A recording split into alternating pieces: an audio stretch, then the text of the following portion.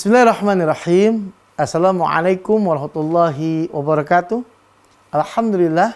Wassalatu wassalamu ala rasulillah. Wala hawla wala quwata illa billah. Subhanaka la ilma lana illa ma 'allamtana. Innaka antal alimul hakim. Rabbi shrah li sadri wa yassir li amri. Wahlul 'uqdatam min lisani yafqahu qawli. Pemirsa TV yang berbahagia, alhamdulillah pada kesempatan kali ini kita bisa bertemu kembali dalam program Belajar Taslim Metode Azkar. Mudah-mudahan dengan program ini bisa memberikan manfaat bagi kita semuanya. Amin ya rabbal alamin. Baik pemirsa sekalian, mari kita lanjutkan lagi belajar kita pada hari ini. Di episode yang lalu kita sudah belajar dua dari ahkamul gunnah. Yang pertama gunnah musyaddadah, mim nun bertasydid, ya, dibaca panjang 2 sampai 3 harokat. Seluruh ahkamul gunnah panjangnya 2 sampai 3 harokat, ya. Gunnah musyaddadah, mim nun bertasydid. Yang kedua, kita sudah belajar juga idgham bi gunnah.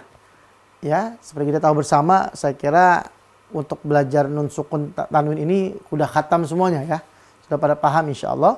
Tinggal bagaimana pahamnya tadi, ngertinya tadi, penguasaan tadi diamalkan dalam praktek bacaan kita sehari-hari. Itu dia yang paling penting itu, ya.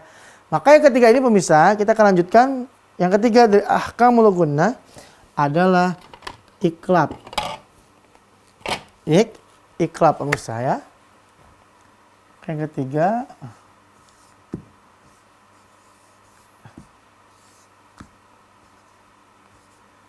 iqlab insyaallah pemirsa juga udah familiar, ya.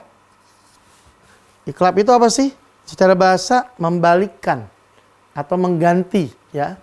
Maka apa yang dibalikan, apa yang diganti, karena dia hukum nun sukun atau tanwin, maka yang diganti adalah nun sukun atau tanwinnya. Ya. Kapan dia diganti? Kalau bertemu dengan huruf ba. Maka bunyi n di nun sukun atau an in un diubah menjadi bunyi mim, ya. Diubah menjadi bunyi mim. Ya, maka dia iqlab tuh. Bunyi nun sukun tanwinnya diubah menjadi bunyi mim jika nun sukun atau tanwin an in un bertemu dengan huruf ba, ya. Misal contoh mim ba'di. Ya. Min ba'di. Maka biar di sini ada hukum di sana mim kecil nih. Gitu tuh. Untuk menandakan dia iqlab. Mim ba'di. Itu dia untuk iqlab pemirsa. Baik, misalnya contoh yang lain, ya. Ini ada beberapa contoh iqlab. Di sini harus kita perhatikan betul, ya, untuk iqlabnya. Ya, kita akan coba tulis di sini ada 6 contoh, ya, bacaan iqlab. Yang pertama pemirsa, membakhila, ya. Contohnya yang pertama, membakhila.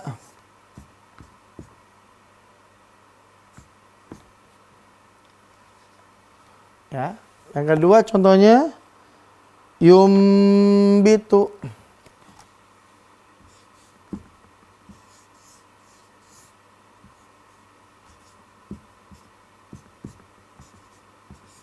Ya, bisa juga ada meme-nya.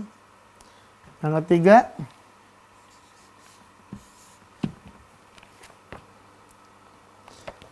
jazaa'an bima.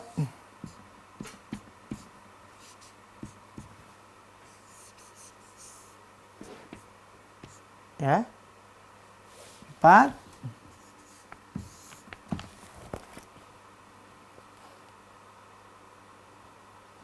ambatukum.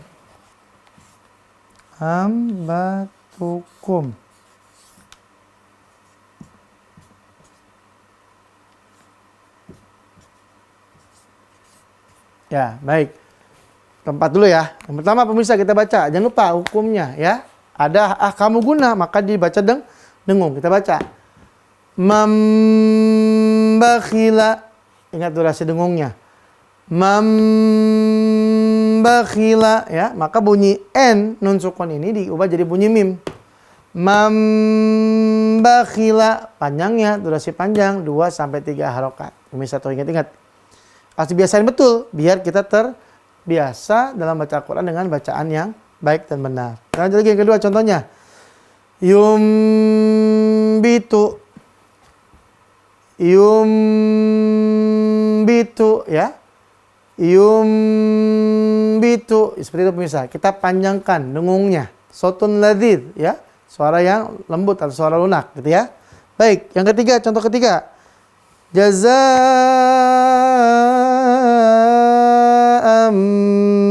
bima. Jazaa'am bima.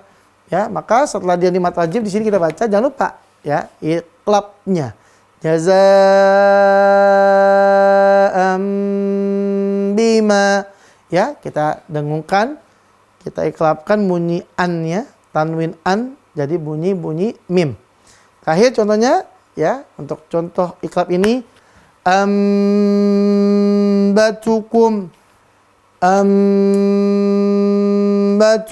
ya, jangan lupa setiap hukum yang iqlab baik itu guna musyaddadah ataupun idgham guna, jangan lupa dibiasakan, dipraktekkan ya, bacaan dengung 2 sampai 3 harokat. Jangan lupa nih patokannya pemirsa ya. Baik, seperti itu. Baik pemirsa, kita break dulu. Setelah ini kita akan masuk ke hukum guna selanjutnya. Apa itu? Ya, maka kita akan break dulu. Kita akan lanjutkan setelah jeda pariwara yang berikut ini. Jangan kemana-mana, tetap di TV-mu. Baik pemirsa, mari kita lanjutkan kembali belajar kita pada hari ini ya. Baik, tadi segmen pertama iqlab sudah tuntas. Ini contohnya. Sudah juga cara bacanya ya. Maka yang keempat ahkamul guna adalah ikhfa. Ustadz, kok ikhfa kok dengung? Gitu ya. Mungkin kan gitu pertanyaannya ya. Kalau guna musyaddadah wajar dengung. Kalau idgham biguna dengung juga wajar. Iqlab kan juga wajar dengungnya. Tapi kenapa ikhfa masuk ke dengung? Pemirsa sekalian, yang perlu kita pahami adalah ikhfa memang dia ada unsur dengungnya. Nanti tinggal apa yang didengungkan. Karena untuk ikhfa itu setidak-tidaknya ada 3 proses. Pertama, menyamarkan bacaan nun sukun atau tanwin. Jadi nggak ngomong n, atau an, atau in, atau un, tapi disamarkan dulu jadi n, in, un, ya, disamarkan n-nya. Setelah disamarkan, proses yang kedua mendengungkan samarnya. Ya, mendengungkan samarnya. Maka habis an, maka didengungkan maka kalau buat ikhfa ini yang didengungkan adalah samarnya. Itu bisa ya, ikhfa ya. Baru yang ketiga prosesnya adalah masuk ke makhraj huruf ikhfa tersebut. Maka yang keempat ini adalah ikhfa.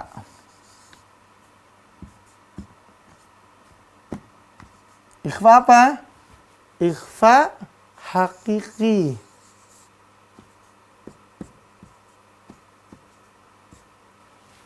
Ya, ikhfa hakiki. Nah, karena ini ikhfa hakiki maka juga masih berkaitan dengan huruf nun sukun atau tanwin, an, in, un. Ya, huruf nun sukun atau tanwin, an, in, un bertemu huruf Al-Quran yang 15. Apa aja dia? 1 huruf ta, lalu huruf sa, lalu huruf jim, ya, lalu huruf dal, huruf dzal, huruf zain, ya, huruf sin, shin, sad, dad, ta, dha, fa, dan terakhir huruf qa. Kita hitung 15 ya nih. 1, 2, 3, 4, 5, 6, 7, 8, 9, 10, 11, 12, 13, 14, 15 ya. Baik, 15 tuh ya. Ada kaf ya. Fa, kof, dan kaf. 15 pemirsa, ini dia. Ya, maka 15 ini nih, kalau dia bertemu sebelumnya nun sukun atau tanwin an in un, maka dibacanya ikhfa hakiki, mensamarkan bunyi nun sukun atau tanwin, maka nggak boleh dibaca n, an, in, dan un kalau bertemu salah satu dari 15 huruf ini. Ya. Itu pemirsa. Baik, kita akan coba kupas satu-satu ya. Contohnya per huruf. Karena setiap ikhfa itu tidak sama. Kalau kita melihat pembagian ikhfa secara ilmiah, maka ada 3. Ada ikhfa aqrab, ada ikhfa awsat, ada ikhfa ab'ad. Gitu ya. Itu kalau dari apa? Dari dibagi berdasarkan jauh atau dekatnya huruf ikhfa ini dari makhraj huruf nun. Gitu ya. Itu ikhfa ab'ad, awsat, aqrab. Ada juga pembagiannya 2 ya. Ini kalau kita baginya gitu ya, kalau di belajar itu ada yang seperti eng, ada yang tidak seperti eng. Nah, itu boleh juga. Silakan mempermudah tuh. Ya. Dan ada juga yang mengatakan ikhfa itu sebenarnya pembagiannya ya 15 ini. Karena dalam setiap huruf ikhfa itu berbeda. Setiap huruf tidak ada yang sama 100% huruf satu dengan huruf yang lain pemirsa. Ya begitu ya. Baik, kita akan tulis satu-satu contohnya ya. Baik, huruf ta dulu kita tulis. Kalau di buku Pintar Askar lengkap pemirsa ya. Pemirsa bisa lihat sendiri. Baik pemirsa, sekarang kita akan tulis ya contoh ikhfa terus setiap hurufnya gitu ya. Baik, untuk huruf ta kita akan tulis satu-satu dulu.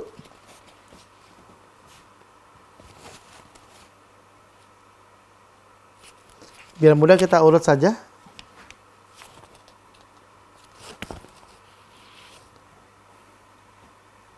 Huruf ta yang tawiru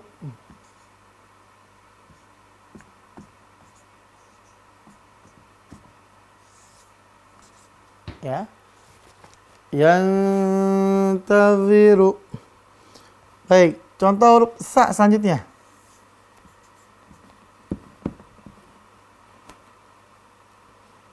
Faman saqulat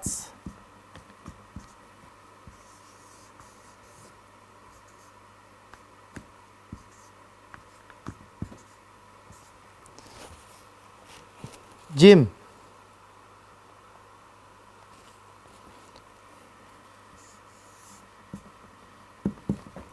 Anjayna.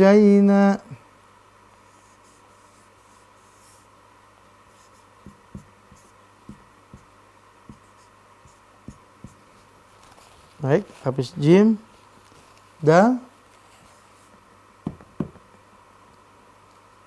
ainda, dal. Kita akan bagi per 5 aja pemirsa ya, biar mudah baginya insyaallah. Dal kita lihat sini contohnya anzartuhum.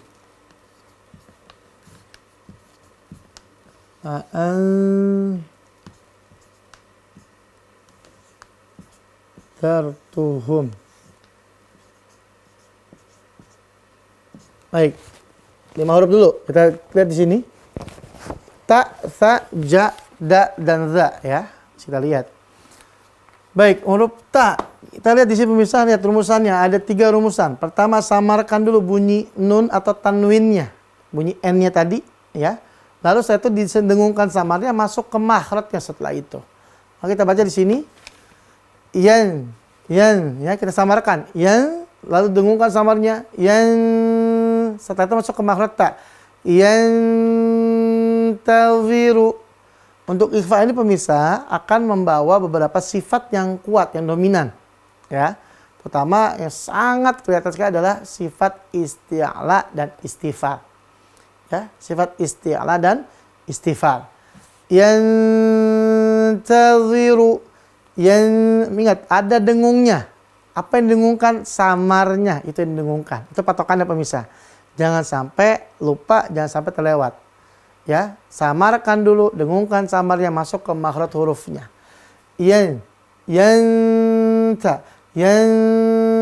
Yantaziru. Ini cara bacanya pemirsa ya. Itu yang pertama huruf ta. Untuk huruf selanjutnya kita akan bahas setelah para yang berikut ini. Jangan kemana-mana, tetap di TV-mu. Baik Misa, mari kita lanjutkan lagi belajar pada hari ini ya. Baik, tadi yang contoh huruf ta ya. Yantaziru itu ya.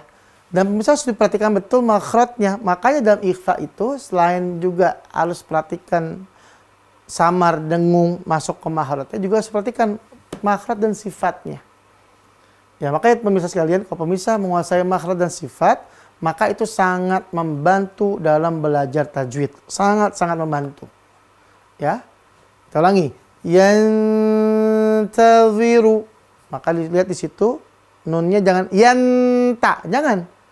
Yantaziru salah atau yang taziru salah. Karena nanti yang seperti itu pembahasan nanti ada di ikhfa setelah ini ya.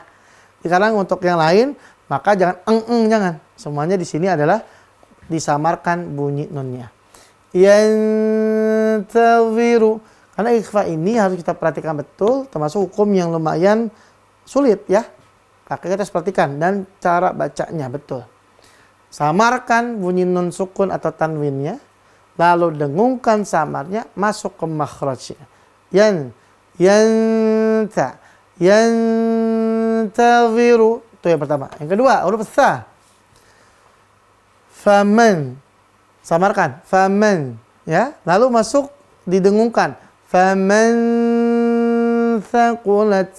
Faman thaqulat. Bukan bukan n. Bukan faman sakulat atau famang sakulat. Tapi bukan. Ya. Tapi bacanya faman thaqulat mawazinuhu. Ya. Seterusnya. Itu huruf sa pemirsa ya. Lanjut, huruf jim. Ya. Mari kita baca samarkan dulu. An kita samarkan. Ingat rumusnya. Samarkan dulu. Lalu dengungkan samarnya. Jaina. Samarkan, dengungkan samarnya masuk ke makhraj huruf jim. Samar. Dengungkan samarnya jaina. Itu huruf jim pemirsa ya. Baik, contoh huruf dal.